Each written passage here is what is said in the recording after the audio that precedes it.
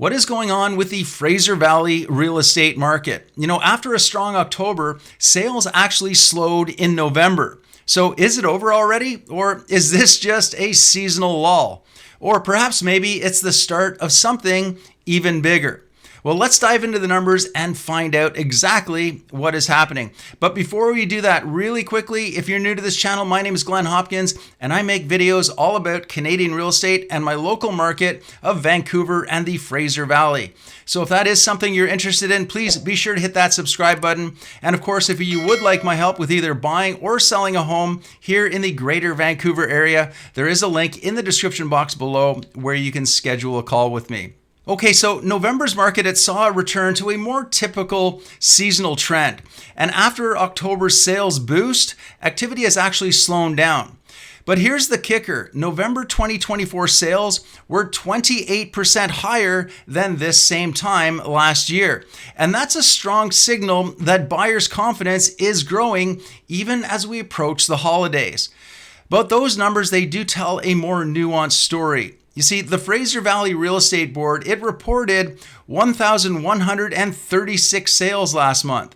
That means it is down 15% from October, which, well, it isn't surprising given November's usual slowdown. However, active listings, they dipped by 8% to 8,125, which is still a 10-year seasonal high and 30% above last November's inventory.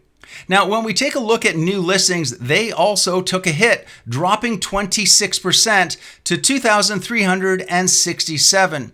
Yet when we compare to the historical norms, we're still seeing more listings than usual for this time of year.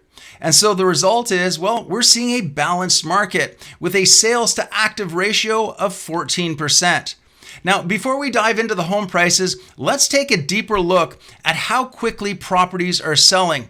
And also quickly, while you're here, do me a favor, hit that like button. It just takes a second. It really helps me get this information out to other people just like you looking to stay informed about the market here.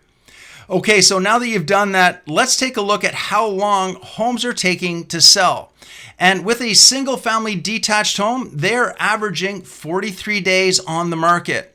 Townhomes are averaging 33 days on the market and condos 36 days on the market. So if your home has been listed for longer than these averages, it might be time for you to revisit your pricing strategy or perhaps its presentation. All right, so now let's talk about the prices. Benchmark prices have been dipping for the past 8 months, but the declines, they've been fairly modest. Single-family detached homes, the benchmark price is now $1,482,600. That's down 0.4% from October and just 0.1% from November 2023. Now, when we look at townhomes, the benchmark price for townhomes is $835,100. That's actually up very slightly by 0.3% from October, but it is down 0.2% year over year. And then finally, there's condo apartments. Now, the benchmark price for condos is $536,100, which is down 1.3% month over month and 1.2% from this same time last year. Which means the overall composite benchmark price for all property types combined sits now at $969,500, which is a 0.2% drop from October. So I'm curious, does this surprise you? Prices, they are holding fairly steady even with higher inventory and slower sales. Go ahead, let me know your thoughts in the comments below. Are you expecting a bigger shift in 2025? Which leads us to what is coming next. Well, if you're a buyer, the current market conditions, they allow you to take your time, find the right property, and negotiate a fair price. But there are a few things that you're going to want to keep an eye on. First, new mortgage rules, they're going to take effect on December 15th, which is going to be introducing longer amortization periods and lower minimum down payments. And these changes could make home ownership more accessible and bring more buyers into the market.